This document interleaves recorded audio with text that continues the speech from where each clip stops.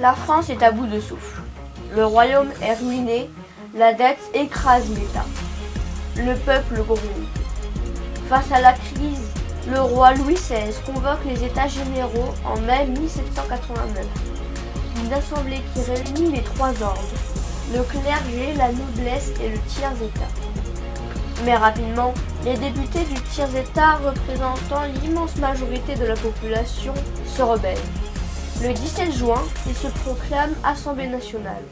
Affirmant qu'ils détiennent la souveraineté du peuple, quelques jours plus tard, ils jurent de ne pas se séparer avant d'avoir donné une constitution à la France. C'est le célèbre serment du Joliot.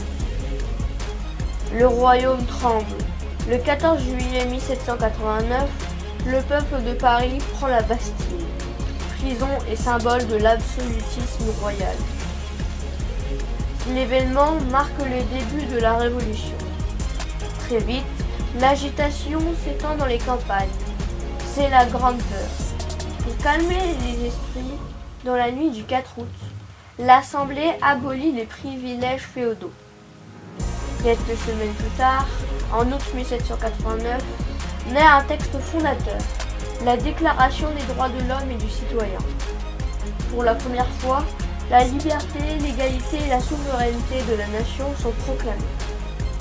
Le vieux monde est en train de s'effondrer, mais la révolution est loin d'être terminée. La méfiance envers le roi grandit.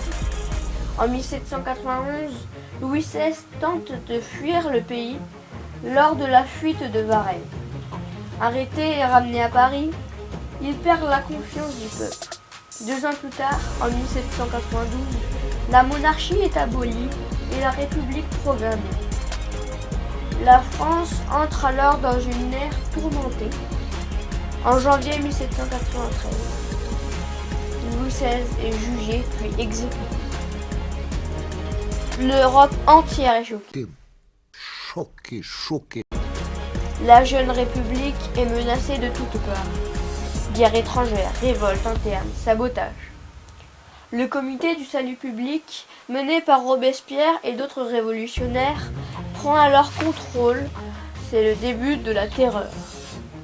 Pour sauver la République, on surveille, on accuse, on exécute. La guillotine devient l'instrument quotidien de la politique.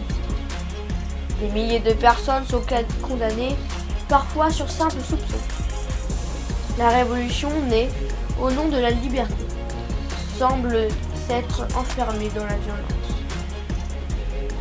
En 1794, Robespierre tombe à son tour sous la guillotine.